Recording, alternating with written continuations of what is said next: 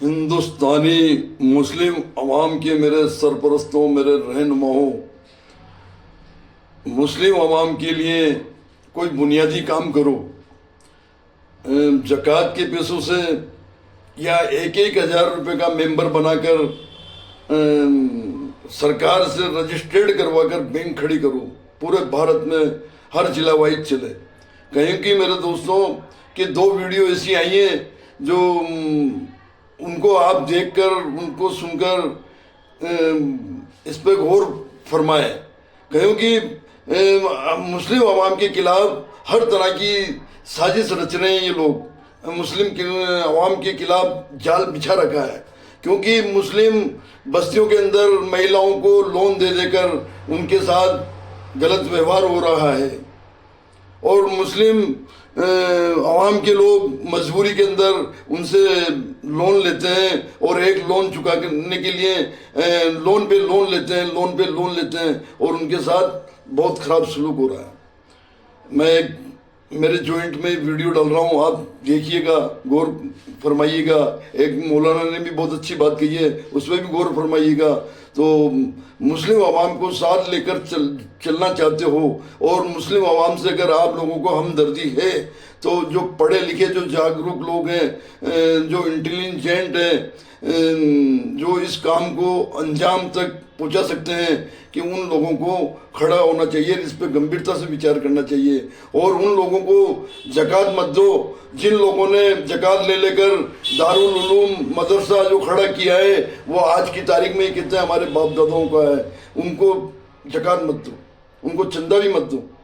जो मुस्लिम अवाम को वक्फ किया हुआ दारुल उलूम हो, मदरसा हो, उन्हें चंदा दो, उन्हें ज़कात दो।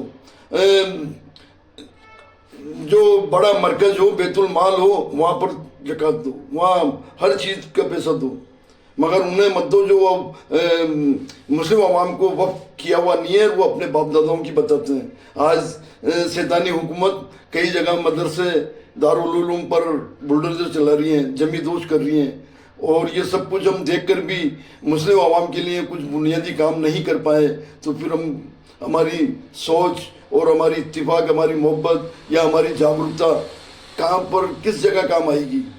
हमारी पढ़ाई लिखाई तालीम कहाँ काम आएगी? हमारे अंदर बहुत सारे माशाल्लाह पढ़े लिखे ग्रेजुएट हैं, बहुत सारे वकील हैं, बहुत सारे इंजीनियर हैं, डॉक्टर हैं, बहुत बड़े बड़े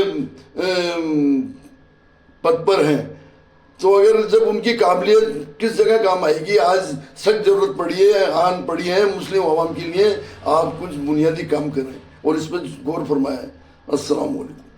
जहाँ नफ्स को हज मिलता है। मैं एक देहाती हूँ, हमारे देहातों में मेले ठेले का माहौल होता है। कुत्तों की लड़ाई आई तो 50,000 वहाँ दे दिया, क्रिकेट मैच आया तो 1 लाख का इनाम वहाँ दे दिया। जहाँ नफ्स को हज मिला हमने दौलत का मुंह वहाँ खोला और जहाँ दौलत लुटाने से रब राजी होता है, उसकी रहमतें बरसती हैं, वहाँ गफलत की पट्टी। वो क्या किसी शायर ने कहा था कि देखा है मैंने शहर में कूड़े के ढेर पर 2 बच्चे लड़ रहे थे फकत एक बेर पर, और गंदम अमीर शहर की होती रही खराब, बेटी मगर गरीब की फाकों से मर गई। और अल्लाह ने आपको दौलत से नवाजा, दौलत वहाँ दो जहाँ दौलत लुटाने से रब राजी होता है, उसकी रहमतें बरसती हैं। हमारे गुजरावाला धुल्ला चौक पे एक बूढ़ा दिन दिहाड़े आटे का थैला उठा के दौड़ लगाता है। नहीफ था, 2 कदम चला के लोगों ने पकड़ा और खूब जद्दोपोद किया और बाद में सवाल किया कि बूढ़े ये जुर्रत क्यों की? तो वो बूढ़ा रोने लगा। वो कहता है 1 हफ्ता हो गया मुझे इस चौक में आके खड़ा होता हूँ मजदूरी के लिए और मुझे बूढ़ा समझ के लोग छोड़ के चले जाते हैं। हफ्ता हो गया बच्चे भूख से मर रहे हैं। आज उनकी भूख देखी नहीं गई तो चोरी पे वो आमादा हुआ और दौलत जहाँ लुटाओ।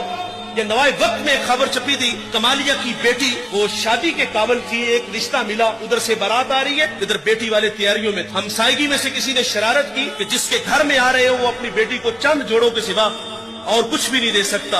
बारात वहीं से वापस चली गई। बताओ उस बेटी के दिल पे जो कुचोके और जख्म लगे थे उसका मदावा किसने करना था? और अल्लाह ने आपको दौलत से नवाजा है। गरीबों की, बेवाओं की बेटियां घरों में बूढ़ी हो रही हैं। तुम कुत्तों की लड़ाई पे पैसे लुटा रहे हो, तुम हिजड़ों पे दौलत लुटा रहे हो। अगर दौलत लुटाने का शौक है तो माशरे में फैले हुए दुख देखो।